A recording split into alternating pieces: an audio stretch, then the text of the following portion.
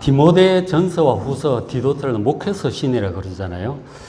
그 내용은 사도행전과 이제 관계를 생각을 해보면 사도행전 마지막 장이 28장이잖아요. 그 28장 이후에 있었던 일들이에요. 사도행전 28장 이후에 사도행전 28장에는 사도 바울이 로마 황제 재판을 받으려고 로마에 도착했다는 것으로 이제 그렇게 끝이 나요. 그렇게 이제 끝이 나는데 사도 바울이 이제 로마에 가서 서기 61년부터 63년까지 2년 동안 재판을 받게 돼요. 서기 61년부터 63년까지. 그렇게 재판을 받다가 무죄한 것으로 결국은 이제 이렇게 결론이 난 것 같아요. 확실한 그건 없어요. 근데 전체적으로 볼 때 그렇게 해서 2년 후에 석방이 되어가지고 이제 석방된 후에 일이 디모데 전서, 후서, 디도서 그 내용들이에요. 디모데서 1장 1절 보면 사도된 바울은 디모데에게 편지한다. 바울이 지금 디모데에게 편지를 하는 거죠. 3절에 내가 마게도냐로 갈 때에 너를 권하여 에베소에 머물라고 했다는 거죠. 사도 바울이 석방된 이후에 에베소에 가가지고 디모데와 함께 가서 그곳에서 이제 자기는 마게도냐, 빌립보를 가리키는 거예요. 그쪽으로 이제 갈 때 디모데는 에베소에 남아서 이제 명한 일들이 있는 거죠. 특별히 보면은 어떤 사람들을 명하여 다른 교훈을 가르치지 못하도록, 그러니까 신화와 끝없는 족보에 몰두하는 그런 사람들이 있었어요. 성도들을 잘못 이끌어가는 거죠. 믿음에 있는 하나님의 경륜을 이루지 못하고 오히려 변론만, 말만 요란스럽게 만든 그게 이제 저런 다른 교훈, 이단적인 거죠. 신화와 끝없는 족보에 몰두하는 이런 데 빠지지 못하도록 교회가 전체적으로 막 흔들리고 있으니까 디모데에게 남아서 이것을 잘 좀 제어해서 성도들을 바른 신앙으로 인도하라고 이제 말을 했던 것이죠. 아까 그 서정우 목사님 영상에도 잠깐 봤지만 에베소가 이단적인 가르침을 가르치는 사람들이 있었단 말이에요. 다른 교훈을 가르치는 사람들인데 이 에베소 이단에 대해서 신학자들의 많은 연구가 있는데 목회서 신에 이제 디모데 전서, 후서, 디도서 다 마찬가지예요. 비슷한 상황이기 때문에 그 언급된 내용들을 보면 그러니까 신화와 끝없는 족보에 몰두했다. 그런 이제 표현이 있어요. 그러니까 창세기 1장부터 11장에 나오는 그 원역사 있잖아요. 아브라함 이전에 창조로부터 해가지고 그 앞에 무슨 에덴 동산 얘기들, 타락, 바벨, 노아 홍수 사건, 바벨론 사건 이런 것들이에요. 그래서 족보가 많이 나와요. 보면 900몇 살 살았다는 이런 것 기록부터 쭉 나오는데 그런데 아주 엄청 몰두를 하는 거죠. 성경을 우리가 좀 전체적으로 봐야 되는데 그것만 막 파는 거예요. 그래가지고 그거 가지고 온갖 얘기를 다 만들어내는 거예요. 어떻고 누가복음 있는 족보하고 비교하면서 뭐가 빠졌다 어떻다 이래가면서 온갖 얘기를 다 합니다. 아니 성경을 좀 전체적으로 봐야지 그것만 그래 파고 있으면 어떡하느냐고. 좀 곤란하죠. 그러니까 이제 그런 지나친 호기심으로 그렇게 하는 사람들, 그리고 또 한편으로 유대주의, 율법주의로 인해서 예수 구원의 복음을 흐릿하게 만드는 사람들이 있었어요. 예수 믿는 거 좋다, 그렇게 해서 구원받는데 그것만으로 부족하고 할례도 받고 완전 유대화 되어가지고 개종해서 유대인이 돼야 된다는 거예요. 그런 식으로 이제 그렇게 되면은 나중에 피해 제사를 드리자 그럴지도 몰라. 그러니까 예수 구원의 복음을 완전히 흐릿하게 만드는 그런 유대주의, 율법주의였죠. 그런 사람들이 있었다 하는 거죠. 그런 것들이 믿음 안에 있는 하나님의 경륜, 이 구원의 계획이죠. 우리를 이끌어 가시는 그거를 이루지를 못하고 오히려 변론에 그저 논쟁하다가 세월 다 간다 하는 것이죠. 그렇게 되지 않도록 이 디모데를 남겨둔 거죠. 이런 이단적인 문제에 대처하는 방법이 있어요. 그것에 대해서 사도 바울이 아주 중요한 얘기를 했는데 고린도전서 4장 6절에 있어요. 형제들아 내가 너희를 위하여 이 일에 나와 아볼로를 들어서 본을 보였으니 바울도 아볼로도 그렇게 했다는 거예요. 이는 너희로 하여금 기록된 말씀 밖으로 넘어가지 말라 하는 거예요. 말씀 바깥으로 넘어가지 않도록 주의하라고 말해요. 어떤 경우에든지 그렇다는 거죠. 그러니까 그래서 칼빈도 그런 말을 했어요. 성경이 가는 만큼 가고 성경이 멈추는 데서 멈추라 그랬어요. 너무 지나친 호기심으로 파고 들어가는 것이 이게 문제가 있다는 걸 아는 거죠. 사도 바울도 그 얘기를 하는 거예요. 기록된 말씀 밖으로 이 신구약 66권 성경 바깥으로 넘어가지 않도록 그 가이드라인을 좀 잘 지키도록 권면을 한 것입니다. 호기심으로 지나치게 그 자기 궁금하다고 해서 그걸 막 파들어가면 그건 성경의 가이드라인을 벗어나서 헤매다가 결국은 길을 잃어버리면 이단으로 빠지게 되는 거죠. 길을 잃어버리는 거죠. 영적인 문제는 아주 어렵거든요. 가이드라인을 잘 지켜야 되는 거예요. 그러니까 제가 종종 말씀드렸지만 성경이 간단하게 언급하는 것은 간단하게 보고 지나가요. 너무 파지 마세요. 성경이 많이 말씀하는 게 있어요. 그리고 자주 말씀하는 것들이 있어요. 거기에 좀 더 주목하시기 바랍니다. 왜 그런 지엽정의를 붙들고 그냥 파고 있느냐고. 거긴 답 없어요. 하나님께서 간단하게 말씀하시면 그런가 보다 하고 지나가세요. 너무 그거를 막 파려고 들면 길을 잃어요.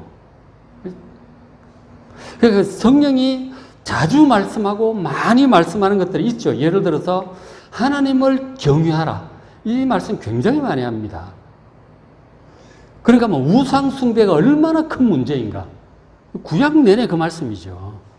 이거 정말 심각한 문제예요. 그런 것들을 생각을 하셔야 돼요. 그리고 예수님의 복음에 대한 믿음, 복음으로 구원받는단 말이에요. 믿음으로 구원받는 것이죠. 특히 이제 예수님의 십자가의 능력, 부활의 권능, 이런 걸 여러분 많이 보셔야 돼요. 신약 내내 그런 얘기를 하는 거예요. 그게 무슨 뜻인가? 그런 것. 그리고 예수님을 닮도록 성장해 가라고 하는 것. 이런 말씀들이 신약에 가득 차 있죠. 그리고 항상 깨어서 예수님의 재림을 기다리라. 하나님 나라를 항상 소망하며 살아가라는 말씀이잖아요. 그런 것들에 주목을 해야지. 어떻게 족보 하여간 사도 바울이 결혼을 했냐 안 했냐 그런 거 가인과 아벨 아벨 죽고 나서 아담 하와밖에 없는데 가인이 가다가 너 돌에 맞아 죽을까 봐 겁을 낸다는 얘기가 있어요. 그건 누구냐? 그런 얘기부터 해가지고 아주 복잡하네. 창세기 1장 1절과 2절 사이에 태초에 하나님 천지를 창조하셨는데 왜 이렇게 흑암과 혼돈과 어둠이 왔냐? 그 1절 2절 사이에 뭐가 있었냐? 막 파들어가요. 그 사이에서 온갖 이단들이 다 나오는 거예요. 여러분 제발 그렇게 하지 마시기 바랍니다. 길을 잃어버려요. 성경이 많이 말씀하는 것, 자주 말씀하는 것, 그것을 주목해 보십시오. 성경을 꾸준히 보시면 그걸 알게 되죠. 그죠? 자기 호기심 따라, 생각 따라 가지 마시고 성경의 가이드라인을 잘 따라가시길 바랍니다. 우리가 이 교훈, 복음이죠. 복음, 그리고 나아가서 성경 전체죠. 성경 전체 목적이 뭐냐면 디모데전서 1장 5절에 말씀을 합니다. 이 교훈의 목적, 바른 교훈, 하나님 말씀의 목적은 청결한 양심이에요. 그리고 선한 양심이에요. 그리고 거짓 없는 믿음에서 나오는 사랑입니다. 이 세 가지를 지금 얘기를 하고 있어요. 사람들이 이것에서 벗어나면 헛된 말에 빠져서 막 변론에, 끝도 없는 변론에 빠지는 거죠. 해결이 안 나요. 그런 변론은. 지구 종말이라도 해결이 안 날 거예요. 그런, 제가 신학을 공부해봐서 알잖아요. 지난 2000년 동안 끊임없이 논쟁하는 부분들이 있어요. 해결 안 나요. 절대로 해결 안 납니다. 그런 걸 그렇게 붙들 일이 아니죠. 성경이 강조해서 말씀하신 그곳에 주목을 해야죠. 그러니까 이 청결한 마음이라고 하는 것이 우리가 신앙생활을 할수록 마음이 더 깨끗해져야 돼요. 마음이 깨끗해져야 된다니까. 마음이 청결한 자 하나님을 볼 것임이라 그랬잖아요. 신앙생활 하는데 온갖 세상 것들로 가득 차서 하나님이 잘 마음으로 안 보인다. 그런데 문제가 있는 거죠. 그러니까 하면 두 번째, 선한 양심이에요. 이 양심이 뭔지 알죠? 스스로 정당하다고 하는 떳떳한 그런 느낌이죠. 내가 지금 잘하고 있다. 우리가 뭔가 잘못하면 마음이 편치 않죠. 양심이 편치 않다니까요. 그렇게 되지 않도록 항상 이제 스스로 하나님 보시기에 떳떳하고 정당하다는 그런 느낌을 늘 유지하면서 살아야 돼요. 뭔가 떳떳하지 못하다. 하나님 보시기에 이건 내가 좀 잘못하는 것 같다. 그런 게 있으면 묵상하고 해결해야 돼요. 사과할까 하고 회개할까 하고 돌이킬 거 돌이키고 바꿀 거 해서 선한 양심을 늘 유지하면서 살아가시기 바랍니다. 그 다음에 거짓 없는 믿음에서 나오는 사랑. 거짓 없는 믿음이라고 하는 것이 알죠, 그죠? 우리의 이익이라든가 무슨 어떤 불순한 동기로 믿는 거 말고 진짜 말씀 그대로 하나님을 그대로 믿고 따르는 거죠. 그런 선한 거짓 없는 믿음에서 나오는 진실한 사랑이죠. 하나님을 사랑하고 이웃을 사랑하는 것. 이런 것들이 점점 풍성해져야 되는 거죠. 신앙생활이 성장하면서 잔소리만 많아지고 자꾸 권위적으로 되어간다든가 이러면 신앙생활 잘못하고 있는 거예요. 신앙생활 오래될수록 마음은 점점 더 깨끗해져야 되고, 그리고 선한 양심을 잘 유지를 해야 되고, 그리고 사랑이 점점 더 풍성해져야 되는 거죠. 그렇지 않다면 지식만 많아지고 이건 이래야 되고 저건 저래야 되고 잔소리만 많아지고 이런 거는 아니다 하는 거죠. 이런 것들은 이제 나중에 경건훈련이라고 표현도 하고 있는데, 이런 것들을 우리가 더욱 주목하며 신앙생활하는 여러분 되시길 바랍니다. 사도 바울이 그 얘기를 하고 있는 거죠. 이런 경건한 것에 관심이 없고 그저 지적인 것에만 관심을 가지고 그런 것들을 자꾸 사람들에게 얘기하려고 한다면 이 에베소 교회의 이단처럼 될 수도 있다 하는 것이죠. 그래서 이제 그런 사람들이 이래요. 1장 7절에 율법의 선생이 되려고 하나 자기가 말하는 것이나 자기가 확증하는 것도 깨닫지를 못한다. 바울이 이렇게 볼 때, 주님께서 보실 때 그렇다는 거죠. 이 율법이라고 하는 게 토라를 얘기하는 거예요. 토라라고 하는 것은 모세 오경을 얘기하는 거예요. 창세기, 출애굽기, 레위기, 신명기를 율법, 토라라고 말합니다. 그러니까 폭넓게 얘기하면 성경 전체를 말씀한다고, 성경을 가르치려고 하는데, 그러나 실제로 자기가 말하는 것 증명하려고 확증하려고 하는 걸 뭔지 본질을 모르고 있다. 그럴 수도 있다는 거죠. 그렇죠? 정말 이 발음 중심이 중요한 거죠. 그리고 이제 그 율법 중에서도 특별히 좀 좁은 의미에서 율법 8절에 그러나 율법, 이 복음과 율법의 관계인데, 자, 그것을 사람이 적법하게, 적절하게 이치에 맞게 잘 쓰면 선한 것임을 우리는 나누라. 이거 적법하게 쓰지 못하면, 적절히 쓰지 못하면 이상하게 되는 거예요. 율법주의가 되기도 하고 반대로 금욕주의가 되기도 하는 거예요. 아까 영주주의 그런 얘기도 했지만, 율법을 우리가 잘 이해를 해요. 그러니까 복음과 율법과의 관계를 여러분 잘 이해를 하셔야 됩니다. 당시에도 그렇고 지금도 늘 그런데 자기 마음에 예수 구원의 복음이 확실하게 서 있지 않으면 이 율법에 대한 많은 오해들이 생겨요. 예를 들어서 우리가 아무리 예수님을 믿고 구원받았다 할지라도, 거듭났다 할지라도 여전히 우리는 연약한 육신을 입고 죄 많은 세상에서 살고 있는 거예요. 갑자기 천국이 된 게 아니고 우리 천사가 된 게 아니에요. 여전히 죄 많은 육신, 연약한 육신이에요. 밥 한 번 배고프고 하면 신경질 나고 잠 못 자면 짜증나고 그러는 거죠. 연약하다니까 우리는. 세상에 죄가 많아. 이상한 얘기하는 사람도 많고 유혹도 많다니까. 천사가 된 게 아니에요. 우리도 실수하고 넘어지기도 하는 거죠. 이런 사실을 가볍게 여기면 안 되는 거죠. 이걸 받아들여야 돼요. 현실을 직시해야 되는데, 근데 예수 십자가의 복음으로 우리 죄가 모두 용서받아 죄로부터 완전히 자유함을 얻었다. 진짜 천사가 된 것처럼 착각을 하는 거죠. 다 됐다. 특히 구원파에 그런 문제들이 좀 나타나는데, 그런 것들은 지나치게 확대 해석을 강조를 하다 보면 더 이상 십계명 등 이 모든 율법은 필요 없다. 이건 예수님께서 다 이루신 건데 필요 없다. 구약을 거의 필요 없는 것으로 그렇게 얘기하는 사람들이 종종 있어요. 복음을 너무 강조하다 보면 그렇게 되는데, 그게 그런 게 아니잖아요. 구약이 필요 없다면은 예수님께서도 구약 얘기를 안 하셨어요. 예수님 구약 인용 많이 하셨어요. 사도들도 구약을 굉장히 많이 인용합니다. 그럼 구약이 그만큼 중요한 하나님 말씀이라는 얘기잖아요. 그런 식으로 극단적으로 가면 안 되는 거죠. 율법 중요합니다. 십계명 굉장히 중요한 거예요.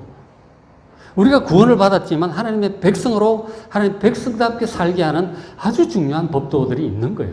물론 거기에 피해 제사라든가 정결 예식 그런 건 필요 없겠지만, 이웃을 사랑하고 하나님을 사랑하고 정의롭게 행하고 약한 자들 돌아보고 다 중요한 거죠. 그런 거는 지금도 지켜 행해야 될 것들이죠. 그 정신을 잘 봐야 되는 거예요. 그렇죠? 그러니까 그거 뭐 필요 없다고 생각하면 이제 방종으로 빠지는 거죠. 방종으로 빠진다니까. 뭐 예수님 십자가 다 용서하셨는데 뭐 실수해도 회개하면 또 용서해 주시고 방종으로 간다니까 희한하게. 그럴 수도 있고 반대로 십자가 속죄의 능력을 제대로 깨닫지 못하고 충분히 믿지를 못해서 자기가 이 예수님의 십자가로 구원받았다는 사실에도 확신이 부족한 거예요. 결국은 이 하나님의 말씀, 율법 하나님의 말씀을 잘 지켜야만 이 구원받을 수 있을 것으로 생각을 하는 거죠. 그러니까 내가 율법 하나님의 말씀을 잘 못 지키면 구원 못 받을 거라고 하는 불안감이 항상 있는 거지. 그거는 예수님의 십자가 구원의 능력을 모르는 거예요. 그런 사람도 큰 문제죠. 물론 우리가 하나님의 말씀대로 살면 복을 받을 것이고 말씀대로 잘 못 살면 화가 임하겠죠. 그거는 뭐 구원받기 전이나 후나 마찬가지예요. 그래 구원은 별 다른 문제예요. 예수님의 십자가를 믿음으로 구원을 받는 거예요. 우리가 착한 일 선하게 잘해가지고 하나님께로부터 의롭다고 인정받을 수는 없어요. 예수님의 십자가 은혜로 죄를 용서받기 때문에 의롭게 되는 거라고.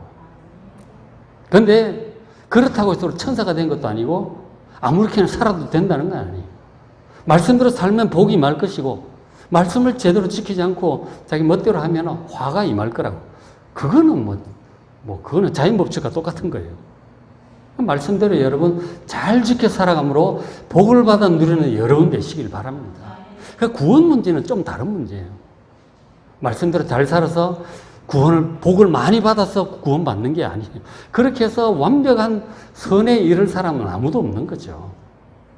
십자가의 은혜로 죄를 용서받기 때문에 우리가 구원받는 거라고요. 그걸 구분을 잘해야 되는 것이죠. 그렇죠? 어쨌든 예수 십자가의 능력에 대한 확신이 부족한 사람들은 하나님 말씀을 잘 지켜 살아야 구원받을 것이라고 생각해서 지금 내가 이렇게 살다가 천국 갈 수 있을까 이런 불안감이 여전히 있다면 예수 십자가 복음에 대한 이 믿음이 부족한 거죠. 그래서 그런 부분이 있다면 그걸 말해서 율법주의라 그러는 거예요. 만일 그렇다면 율법주의에 대해서 이 로마서와 갈라디아서에서 많이 말씀을 해요. 저도 잘 설명을 해드렸으니까 유튜브에 찾아서 한번 좀 잘 보시길 바랍니다. 그런데 8절에 보면 율법은 사람이 그것을 적법하게 쓰면 선한 것임을 안다고 그렇게 말씀을 하는데 그러니까 율법 자체가 우리를 죄로부터 구원하지는 못해요. 그러나 율법 때문에 우리가 죄인임을 깨닫게 되는 거죠. 율법과 똑같은 게 우리 속에 있는 양심이잖아. 내가 죄인이다. 내가 해도 안 되는 게 있잖아요, 여러분. 잘하는 건 잘하는데 사람들마다 잘 못하는 게 있어요. 그거를 보면서 나는 어쩔 수 없는 죄인이구나. 그런 걸 느끼게 되죠. 그러면서 예수님의 십자가 앞에 나오게 되는 것이죠. 그러니까 율법은 우리를 예수님의 십자가 앞으로 인도하는 초등 선생이다. 갈라디아서 전에는 몽학 선생 그랬는데 초등 교사다. 그렇게 말씀을 하고 있는 거죠. 적법하게 쓰면 선한 것이다. 이 율법 자체가 나쁜 게 아니에요. 그 자체가 우리를 구원하지 못하지만 주님께로 인도하는 그런 역할을 하는 거죠. 그래서 보면 율법은 불법한 자, 죄인들을 위해서 있는 거라고 그렇게 말씀을 하잖아요. 그래서 사도 바울 같은 경우는 이제 자기 얘기를 합니다. 그리고 율법을 지킴으로, 율법은 죄를 깨닫게 하는 것인데, 지킴으로 온전한 의에 이르러서 구원받지는 못한다는 사실이죠. 사도 바울 자신이 이제 바리새인이었고, 율법 공부를 참 많이 했고, 가장 열심히 지킨 사람이었어요. 바리새인 중에 바리새인이었다. 철저히 지키는 사람이었는데, 자기 한계를 느끼는 거죠. 오히려 그런 얘기를 합니다. 13절에 내가 전에는 비방자요, 박해자요, 폭행자였다. 예수님을 만나기 전에 자기 죄인인 줄도 제대로 알지 못하고 율법을 지켜야 구원받을 수 있다고 생각하는 그 율법주의 바리새인으로 살 때 그랬던 거죠. 그리스도인들 오히려 박해했던 거예요. 정말 죄인 중에 괴수였죠. 그런데 내가 주님의 긍휼을 입었다 하는 거죠. 내가 긍휼을 입은 것은 내가 믿지 아니할 때 알지 못하고 그렇게 한 거예요. 무지해서 그랬듯이. 15절에 mit보다 모든 사람들이 받을 만한 이 말이요. 이 말은 모든 사람들에게 해당되는 거예요. 뭐냐? 줄친 부분이. 그리스도 예수께서 죄인을 구원하시려고 세상에 임하셨다 하는 거예요. 이거는 모든 사람들에게 해당되는 거예요. 죄인을 구원하는 것은 예수님밖에 없어요. 예수님의 십자가 속죄, 그 대속이 우리를 구원하는 거예요. 예수님이 형벌 받으심으로 우리가 용서를 받는다니까요. 예수님만이 우리를 이 죄로부터 구원할 수 있는 분임을 믿으시기 바랍니다. 이건 모든 사람들이 받을 만한 말이에요. 죄인 중에 괴수와 같다는 사도 바울도 그랬잖아요. 예수 믿는 사람을 박해하고 심지어 죽이는데 앞장섰다니까. 서대반 죽일 때 사도 바울이 앞장섰잖아요. 그리고 뭐 그다음부터 시작해가지고 막 거의 반쯤 미친 사람처럼 예수 믿는 사람 전부 붙잡아다가 감옥에 다 집어넣었다니까. 진짜 나쁜 사람이에요. 그런데 이런 사람을 예수님이 용서하시고 구원하셨다니까요. 16절에 그러나 내가 긍휼을 입은 까닭은 예수 그리스도께서 내게 먼저 일체 오래 참으셨다. 정말 그 죄로 생각하면은 정말 지옥 밑바닥에 가도 시원찮아요. 사도 바울이. 그런데도 불구하고 주님께서 오래오래 참으신 거예요. 용서하고 참고. 그렇게 하시다 후에 그렇게 참으신 다음에 주님께서 다메섹 도상에 직접 찾아오셨잖아요. 직접 찾아오셨다니까. 오히려 그 사도 바울을 구원하셔서 주님의 종으로 쓰려고 오히려 부르셨던 거죠. 어쨌든 그 죄를, 큰 죄를 용서하신 거죠. 그 불러서 귀한 일을 오히려 맡겨서 쓰신 거죠. 그렇게 구원받고 나니까 사도 바울이 너무너무 죄송한 거죠. 너무 죄송한 거예요. 그렇잖아요? 죄를 씻을 수가 없잖아요. 근데 주님이 용서해 주죠. 십자가 은혜가 얼마나 큰지 사도 바울이 경험을 한 거다. 나 같은 이 큰 죄도 예수님께서 날 위해 형벌 다 받으셨구나. 정말 감사합니다. 사도 바울이 먼저 그렇게 용서가.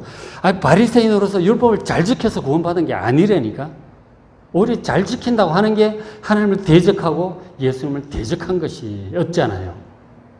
근데 그렇게 구원받는 것이 아니고 예수님의 십자가 은혜로 주님께서 용서해 주심으로 구원받는 거예요. 구원은 이런 식으로 받는 거예요. 그러니까 이것이 이제 후에 주를 믿어 영생 얻는 모든 자들, 모든 그리스도인들에게 본이 된다. 그러니까 모델이 되는 거예요. 구원은 이렇게 받는 거예요. 자기처럼 바리새인처럼 열심히 율법을 지켜서가 아니라 예수님의 십자가 은혜로 구원을 받는 것이다. 라는 것은 자기 개인 얘기를 통해서 보여주는 거죠. 디모데에게, 그 에베소 이단들, 자꾸 율법주의 얘기하는 사람들에게 제대로 얘기를 해주라는 거죠. 예수는 믿음으로 구원받는 거예요. 은혜로 구원받는 것이다. 그렇죠? 그래서 이제 사도 바울이 다시 디모데에게 권면을 합니다. 1장 18절 아들 디모데야, 내가 네게 이 교훈으로 명하노니 전에 너를 지도한 예언을 따라 그것으로 선한 싸움을 싸우라. 그렇게 권면을 해요. 그러니까 지금 이제 이 거짓 교사들과 싸워서 교회를 바로 세우고 성도들을 잘 바르게 이끌어 나가는 것, 이런 선한 싸움을 싸워야 되는데 무엇을 따라?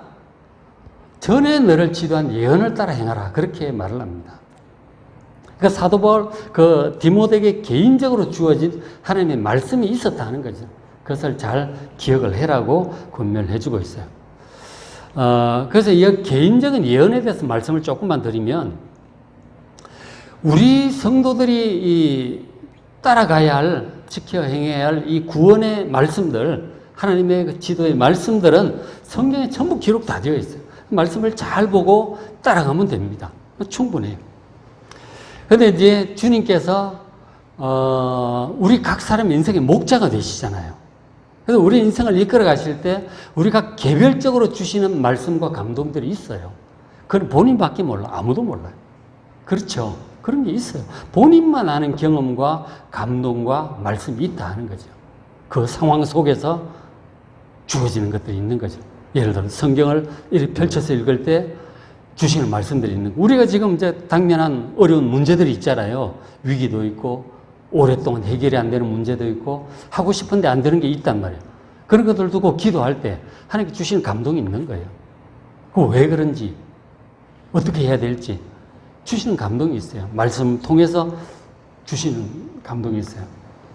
전에 그런 얘기도 제가 한번 드렸는데, 뭐 태몽들 막 꾸고 이제 그린다 그러셨잖아요. 제가 이제 지훈이 낳기 전에 그런 성경을 이렇게 창세기 4장인가 족보에 나오잖아요. 뭐 누가 몇 살에 뭐 태어나서 몇 세 누구를 낳고 몇 세 죽었다고 나오는데 누구를 낳았더라. 그 글자들이 굉장히 크게 보이더라고. 그게 막 유독 보이는 거야. 야, 이거 무슨 일인가. 하영이 동생이 태어나려고 그러나. 그런 생각이 들었었어요. 실제로 보니까, 아니, 얼마 후에 보니까 임신을 하더라고. 그 일종의 이제 개인적으로 주신 감동이죠. 그런 식으로 이제 저는 그랬지만 그 외에도 여러분들 많이 있을 거예요. 뭐, 이계옥 권사님도 그때 그런 말씀 한번 하셨는데, 그러니까 하도 시험 받아가지고 교회 그만 다녀야 되겠다고 막 이제 그러고 있을 때 성경을 딱 펼쳤는데 갈라디아서 3장인가 그때 그 말씀이 나왔다 그러잖아요. 네가 전에 나를 사랑하고 나를 위해서 눈도 빼줄 것처럼 그렇게 하더니 왜 이제는 그러느냐. 그러고 막 그런 구절이 보이더라는 거예요. 그러니까 주님이 직접 하시는 말씀으로 들리는 거죠. 그 말씀 보고 정신이 번쩍 나가지고 다시 마음을 잡았다 그러시더라고요. 뭐 그런 식의 말씀이 여러분도 다 있을 거예요. 그런 게. 그런 것들을 얘기하는 거죠. 성경을 그러니까 여러분 꾸준히 보셔야 돼요. 성경 안 보다가 어떤 사람은 하나님 뜻이 뭔지 봐야 되겠다고 성경을 쫙 펼쳐갖고 막 본다 그러는데 그 가끔은 돼도 너무 자주 그러시면 안 돼요. 뭐 웨슬리가 그랬다 그러잖아요. 쫙 폈더니 뭐라고 돼 있었더라. 뭐 하여간 뭐 이상한 말씀이 나왔다 그러잖아요. 아, 말씀을 폈더니 가룟 유다가 나가서 목을 맸더라. 그게 보였대잖아. 아, 이거 아니야. 그러고 또 펼쳤더니 가서 네 할 일을 속히 하라. 그런 게 실제로 웨슬리가 한 말이에요. 야, 이런 식으로 성경 보면 안 되겠구나. 여러분 성경 그렇게 하지 마. 무슨 점치듯이 이렇게 쫙 펼쳐갖고 이렇게 하지 마십시오. 그렇게 할 게 아니고 맥힌 성경을 꾸준히 보십시오. 그러면은 그날 주실 말씀들이 다 있어요. 매일 읽으면서 나오는 그 말씀 좀 신뢰할 만합니다. 그렇게 막 점치듯이 그렇게 하지 마시고. 성경을 통해서도 말씀하시고, 개인 기도할 때도 감동 주시고, 설교 시간을 통해서도 감동 주시고, 그렇게 여러 가지로 감동을 주실 거예요. 그런 것들을 따라가는 거예요. 그죠? 개인적인 예언이라는 게 그런 뜻이겠죠. 그래서 이제 하면서 이제 꼭 붙들어야 될 것, 19절에 믿음과 착한 양심을 가지라. 아까 나왔었죠. 진실한 그 믿음, 착한 양심, 선한 양심. 다시 한번 얘기를 합니다. 이걸 너도 꼭 붙들어야 된다고 말씀하는 거죠. 그러니까 아까 앞에 이제 5절에서 이미 이제 말씀하셨던 거잖아요. 청결한 마음, 선한 양심, 거짓 없는 믿음에서 나오는 사랑. 그것이죠. 그죠? 그래서 개인적인 신앙생활 할 때도 그렇고, 사역을 할 때도 그렇고, 이 믿음이라고 하는 것은 바른 교훈에 대한 믿음, 복음에 대한 믿음이죠. 성경 말씀에 대한 이 믿음. 딱 붙들어야 되고, 그리고 착한 양심. 하나님 앞에 떳떳하다고 하는 이 마음이죠. 이게 있어야 돼요. 하나님 보시기에 뭔가 잘못한 것 같다는 그 찜찜한 마음이 있으면 해결하셔야 돼요. 그렇게 가면 안 돼요. 그죠? 이것을 성도들한테도 가르쳐야지만 디모데 네 자신도 그래야 된다고 지금 말씀을 해주고 있는 거죠. 그 뒤에 20절에 보면 후메네와 알렉산드라고 하는 두 사람이 나오는 이 사람들은 이미 선한 양심을 버렸고 믿음에 관해서 파선했다 하는 거죠. 파선한 거예요. 그래서 이제 사탄에게 내주었다고 하는데 그것은 이제 교회에서 출교했다는 뜻이겠죠. 왜냐하면 성도들한테 자꾸 옳지 못한 얘기를 하고 신성모독적인 얘기를 하니까 출교를 했다는 그런 뜻일 것입니다. 자, 이제 말씀을 마무리하겠습니다. 우리가 성경을 보실 때 이 지나친 호기심 때문에 지엽적인 것들, 신화라든가 족보라든가 이런 것들에 그 외에도 많죠. 난제들 이런 거 있잖아요. 구석에 있는 거 잠깐 얘기하고 스쳐 지나간 그런 것들 너무 붙잡고 파고 들어가지 않도록 좀 조심하셔야 됩니다. 성경이 가는 만큼 가고 서는 데서 서시고 성경이 많이 말씀하고 자주 말씀하시는 이런 중요한 주제들에 더욱 주목하시기 바랍니다. 꾸준히 읽으면 그렇게 돼요. 왜냐하면 계속 나오니까 그걸 보고 생각을 하게 되죠. 그리고 또 이제 이 율법주의에 대해서도 이렇게 좌우나 우르나 치우치지 않도록 조심을 해야 되죠. 너무 구원받았으니 다 끝났다. 이 구원파식으로 잘못하다가 방종에 빠지지 않도록 조심하시고, 혹은 예수 십자가에 대한 믿음이 부족해서 율법을 잘 지켜 행해 하나님 말씀대로 잘 살아야 구원받을 것 같은, 복은 받겠지만 구원은 좀 다른 문제라 그랬잖아요. 그렇게 해가지고 율법주의적으로, 금욕주의적으로 빠지지 않도록 또 조심해야 됩니다. 너무 금욕주의적으로 빠지는 것도 문제가 있는 거예요. 그렇죠? 아예 음식도 맛있게 먹으라고 그랬고, 그랬잖아요. 그래, 양극단에 빠지지 않도록 조심하시길 바랍니다. 자, 성도 여러분, 디모데전서 1장에서 교훈해 주신 대로 정결한 마음, 선한 양심, 그리고 거짓 없는 믿음에서 나오는 진실한 사랑, 이런 것들을 추구하며 바른 신앙생활 노선을 잘 걸어가시기를 주의 이름으로 축원합니다.